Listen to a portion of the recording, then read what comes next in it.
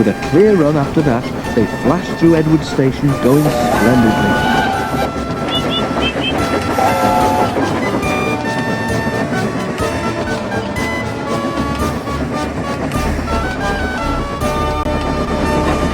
They were halfway up the hill when there was a clatter beneath Gordon's cab. Suddenly, he felt a blast of cold air in his middle, as if there were a gap between his boiler and cab. "Oof!" he gasped. "What's happened?" The fireman looked at his fire. There was a gaping hole in the middle where the fire bars had collapsed and a large part of the fire had disappeared. "You've lost part of your fire, Gordon," the fireman explained. "What a place to do it." Already Gordon was feeling weaker. Without a full fire, his steam pressure and speed fell quickly. But his driver knew what to do. "Find the biggest piece of coal you can and put it across the hole," he told the fireman. "That will stop some of the cold air from getting in, and we'll be able to hold steam better.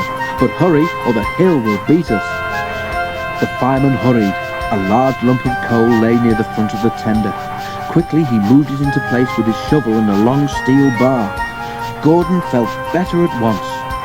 "Now build the fire gently round the edges," said the driver, and as the fireman did so, the driver adjusted Gordon's controls to make the best use of his steam.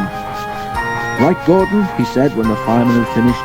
"Now it's up to you." Gordon tried his hardest, but it was tough going. "I must do it, I must do it," he told himself as he pounded up the hill. He had stuck here once before and was determined not to fail again. Poor Gordon was getting very breathless. "I will do it, I will do it," he panted, but he was careful not to pant too loudly in case he blew away what was left of his fire. He shut his eyes and struggled on. At last Gordon felt that the slope was easier to climb. Cautiously he opened one eye.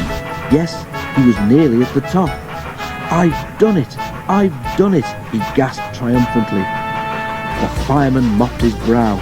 "That was splendid, Gordon," he said, "and now you deserve a rest." A signalman turned them into a goods loop and telephoned the works for a pilot engine to be prepared.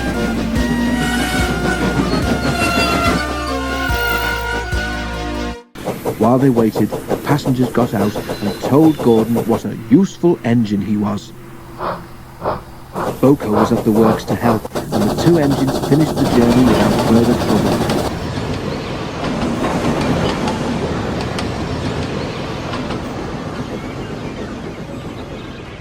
At the end of the line, the Fat Controller was waiting for them.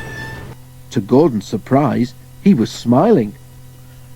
"Thank you, Boko," he said. "And thank you, Gordon, for a splendid effort. I am pleased with your work today, though certain, other things leave much to..." But just then, a whistle blew, and the Fat Controller had to hurry to his carriage. Once again, poor Gordon was left in suspense.